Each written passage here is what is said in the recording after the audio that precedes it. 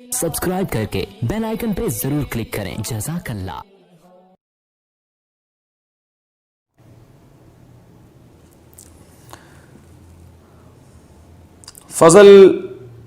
अफजल साहब बम्बई से पूछते हैं, एक भाई ने तामीर की हो तो घर वरसा में कैसे तकसीम होगा? बहुत अहम सवाल है, आजकल ये बहुत हो रहा है।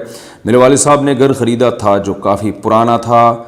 मैंने इस घर को मज़ीद 2 फ्लोर बनवाया। अब इस घर में मेरी 3 बहनों का हिस्सा किस हिसाब से होगा? इस वैल्यू पर जिस पर मेरे वालिद ने ख़रीदा था या घर की मौजूदा शक्ल पर? देखिए, ये बहुत अहम मसला है। वालिद साहब जिस कंडीशन में घर छोड़कर जाते हैं, बाज़ दफ़ा बेटा औलादों में से कोई उसमें मज़ीद तामीर करती है या वालिद साहब की ज़िंदगी ही में तामीर की होती है। तो वालिद साहब का घर था, आपने इस पर मज़ीद 2 फ्लोर बना दिए ऊपर। तो इसमें पहली बात तो ये, अगर आपने उस वक्त कोई एग्रीमेंट किया था वालिद साहब से या वालिद साहब के मरने के बाद वारिसों से एग्रीमेंट किया था अपने बहन भाइयों से कि भाई मैं इस घर के ऊपर मज़ीद 2 फ्लोर बना रहा हूँ, तो ये जब घर बिकेगा तो यानी मैं उसकी कीमत अलग से लूँगा, ये पहले से आपने कोई तसरीह की थी, तो फिर तो आपको अलग से उन 2 फ्लोर की कीमत मिलेगी। और अगर आपने ये कहा था कि मैं ये कर्ज़ के तौर पर दे रहा हूँ, जब विरासत तकसीम होगी तो पहले मेरा कर्ज़ वापस किया जाएगा, उसके बाद फिर हम इस घर को विरासत में तकसीम करेंगे, और वारिसों ने मान लिया था इसको, तो ये कर्ज़ है। अगर ऐसी कोई तसरीह नहीं थी तो फिर ये एक एहसान है आपकी तरफ से कि नीचे के फ्लोर पे आपने एहसान करके ऊपर के 2 फ्लोर मज़ीद बना लिए। तो जब भी कोई किसी की ज़मीन पर एहसान करता है, किसी की ज़मीन पर कोई तामीर करता है, तो वो बस एक एहसान ही कहलाता है, वो कोई एग्रीमेंट का हिस्सा नहीं होता। तो जो ज़मीन के मालिक होते हैं या नीचे के फ्लोर के मालिक होते हैं, उनको ये हक़ हासिल है कि वो किसी भी वक्त कह सकते हैं कि ये ऊपर के जो 2 पोर्शन हैं ये आप यहाँ से हटा दें, तोड़ दें, इसको अपने घर ले जाएं। तो असल मसला तो यही है कि आपके जो बहन भाई हैं उनको ये हक़ हासिल है कि वो ये आपको ऑर्डर करें कि हम आपको इन 2 ऊपर वाले पोर्शन का अलग से कोई हिस्सा नहीं देंगे, नीचे वाला घर तकसीम होगा, ऊपर वाला जो है वो आप चाहे तो तोड़ दें, चाहे तो मलबे की कीमत लेके आप वो घर भी यानी इस मुश्तरका विरासत में शामिल कर लें।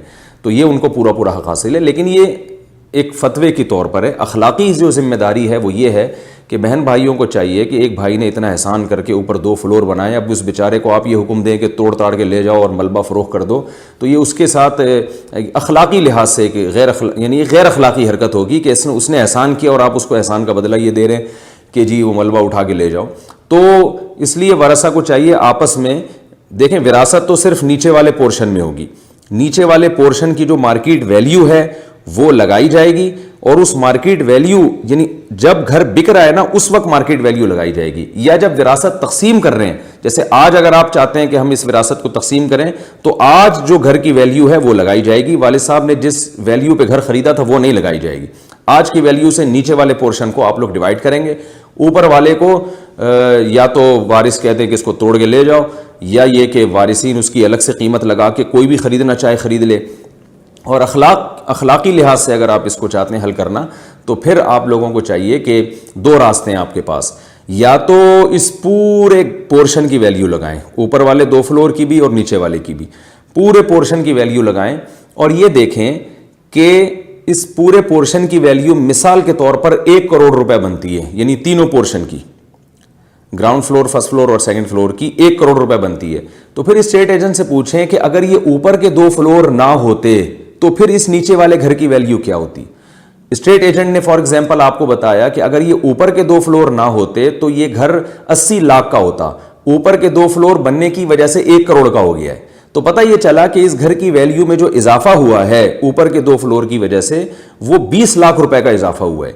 तो इस घर को मुकम्मल फरोख्त किया जाए, 1 करोड़ में 20 लाख उस भाई को दे दिए जाएं जिसने ऊपर के 2 पोर्शन तामीर किए हैं, और बाकी 80 लाख में विरासत को तकसीम कर दिया जाए सब वरसा में, जिसमें ये भाई भी बराबर का शरीक होगा। तो इस तरह से अगर कर लेते हैं तो वारिसों पर ये लाजिम तो नहीं है, लेकिन इस तरह से कर लेंगे तो ला तज़लिमून वला तुज़लमून, जो बड़ा भाई जिसने बेचारे ने इतना पैसा लगा के घर की तामीर की है उसकी भी हक़ तलफ़ी नहीं होगी, यानी अखलाकी लिहाज से उसका भी नुकसान नहीं होगा, और इन वारिसों को भी इनका हिस्सा मिल जाएगा, इसलिए कि नीचे वाले मकान में विरासत जारी हो रही और इन बहन भाइयों को उसमें बहरहाल बराबर का हिस्सा अपना मिल रहा है, तो इनका कोई नुकसान नहीं है ऐसा करने में। और पहली सूरत पे अगर ये अमल करेंगे कि भाई को बोलेंगे ऊपर वाले 2 पोर्शन तोड़ के ले जाओ, تو ان بہن بھائیوں کا کوئی فائدہ نہیں ہے اور اوپر والے کا بیچارے کا بیڑا غرق ہو جائے گا. تو خام خواہ اپنے بھائیوں کو اس طرح سے ناراض کرنا, ان کا بیڑا غرق کرنا غیر اخلاقی حرکت ہے, اس سے اجتناب کریں.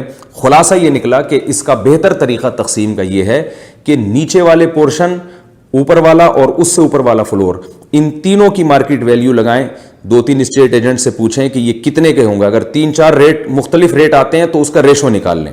ایک اسٹیٹ ایجنٹ کہتا ہے کہ 1 کروڑ روپے, دوسرا کہتا ہے 1.5 کروڑ روپے, تیسرا کہتا ہے 2 کروڑ روپے. تو 1 کروڑ, 1.5 کروڑ, 2 کروڑ کو 3 سے ڈیوائڈ کر دیں, جو جواب آئے وہ ریشو نکل آئے گی. تو پہلے ریشو نکالیں مختلف ایجنٹ سے قیمت معلوم کر کے, تو تینوں فلور کی کا ریشو آپ کو معلوم ہو جائے گا. اس کے بعد آپ یہ دیکھیں کہ اگر یہ اوپر کے 2 فلور نہ بنے ہوتے تو پھر ماہرین سے معلوم کروائیں صرف نیچے والے پورشن وہ کتنے میں بکتا. اس میں جو مختلف اسٹیٹ ایجنٹ آپ کو مختلف ریٹ دیں اس کا ریشو نکال لیں. تو پھر مجموعی قیمت سے اس نیچے والے فلور کی قیمت کو مائنس کریں, جو ڈفرینس آئے گا وہ بڑے بھائی کو دے دیں, اور جو بچے گا وہ آپس میں شرعی حصص کے حساب سے آپس میں ڈیوائڈ کر لیں. وہ پھر بھی سمجھ نہ آئے تو قریبی معالج سے رجوع کریں. دواؤں پہ لکھا ہوتا ہے نا, تمام دوائیں بچوں کی پہنچ سے دور رکھیں, اور پھر بھی آرام نہ آئے تو قریبی معالج سے رجوع کریں. مطلب یہ ہے کہ پھر بھی بات سمجھ میں نہیں آئی ہے تو کسی قریبی دارالفتہ سے رابطہ کریں, کسی مفتی سے رجوع کریں, وہ آپ کو انشاءاللہ سمجھا دے گا. اچھا میرے بھائی, فائنانس کمپنی